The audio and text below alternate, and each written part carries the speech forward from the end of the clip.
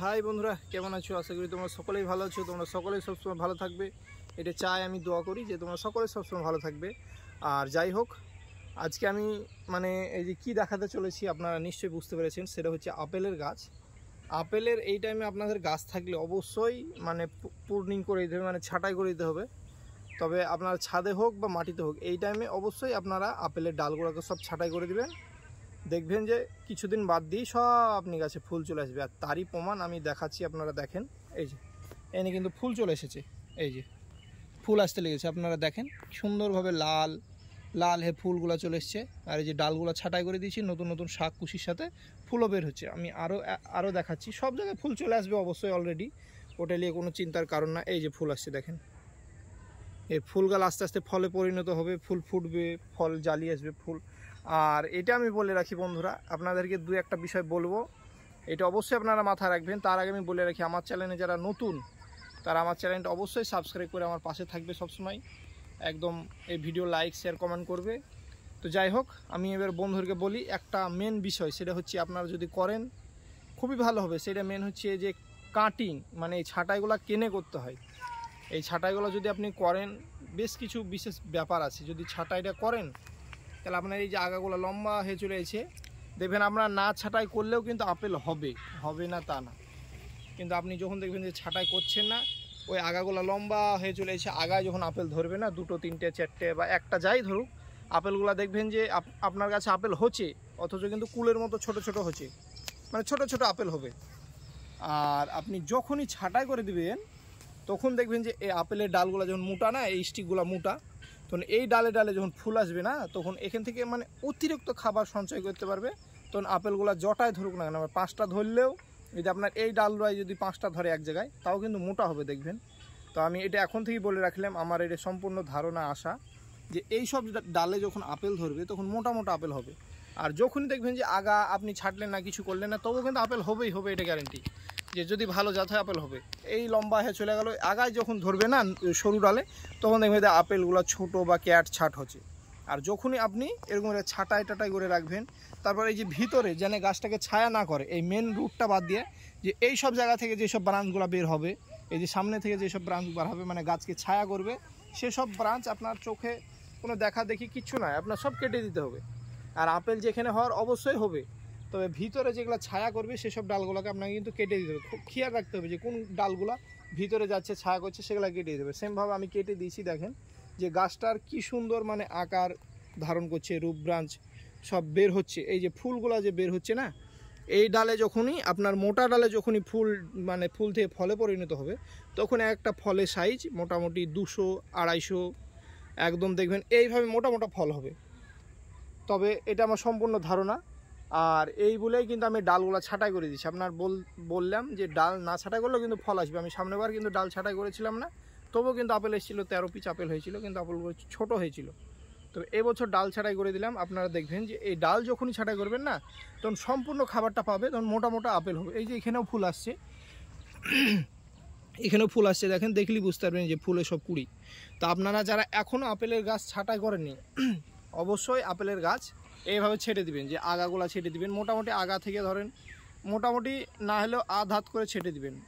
ধরেন আপনার ডালটা ধরেলেন 24 ইঞ্চি, মোটামুটি আপনি 12 ইঞ্চি ছেটে দিবেন, আর 12 ইঞ্চি থাকবে। যেমন এই ডালটা ধরেন এখানে আরও অর্ধেক কিন্তু এত লম্বা ছিল, ধরেন এইদিকে এরকম লম্বা ছিল, আমি কেটে দিয়েছি, এই ডালটা কিন্তু হাঁপ রেখেছি মোটা। আর ডালগুলো যদি আপনি নুয়ে দিতে পারেন আরও ভালো। এই ডালটা কিন্তু আপনি এরকম একটা টান দিয়ে, এখানে হয়তো একটা কট বা সুতা বাঁধলেন, এখানে টান দিয়ে দিলেন এই জায়গায়, এরকম করে ডালগুলোকে সব এরকম করে দিবেন, বেঁকিয়ে দিবেন। বেঁকিয়ে দিলে কি দেখা যাবে যে এখানে ফলগুলো সব এই চোখগুলা ফেটে ফুল জালি বের হবে, তখনই সব গাছে ফল চলে আসবে। আর ওই ফলের এক একটা সাইজ অনেক মোটা মোটা হবে, এবং কি কালার সব কিছু সুন্দর হবে। আমি এখানে দেখাচ্ছি, এবং এই সব ডালে যে সব পাতা ছাড়তে লেগেছে, এইসব গাছে সব কিন্তু এবার ফুল আসতে লাগবে কিছুদিনের মধ্যেই। তবে যারা এখনও ছাটেননি অবশ্যই ছেটে দেন।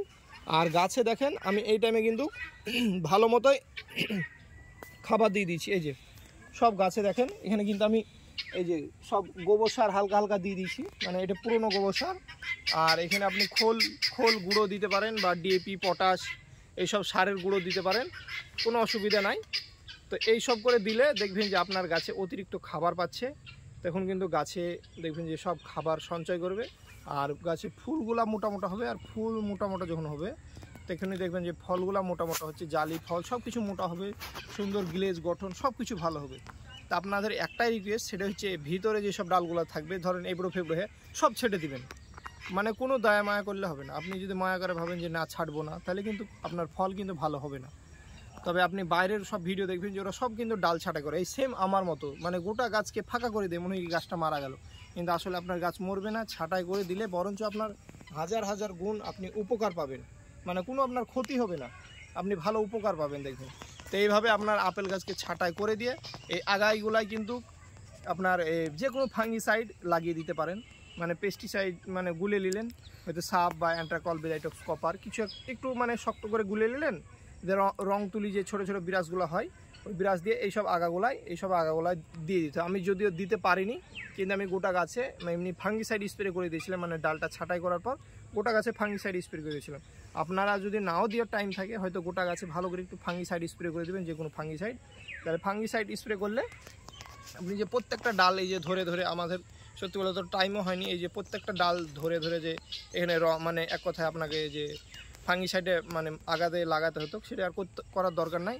আপনি গোটা গাছটাকে একটু গাঢ় করে ফাঙ্গিসাইডে ধুয়ে দিলে গোটা গাছের যে কোনো ফাঙ্গাস মানে রোগ পোকাও থাকবে না, আপনার এদিকে গাছটাও ভালো থাকবে। তখন যখন পাতাগোলা বের হবে দেখবেন যে ভালো হয়ে পাতাগোলা বের হচ্ছে। আর এই ছোট পাতা যখন বের হবে না, এই টাইমে অবশ্যই বন্ধুরা এই মানে আপনার একটা ছোট মানে মাপের যে কোনো একটা বীজ দিয়ে দেবেন, পাতলা বীজ, তাহলে এই পাতাগুলো আর ফুলগুলো বের হচ্ছে, তাহলে আপনার আর খাওয়ার কোনো সম্ভাবনা থাকবে না। আর যখন ফুল পাতা বের হবে তখন একটু পোকার আক্রমণ হয়, নতুন নতুন পোকা আসে, পাতা ফুল খেয়ে নেয়।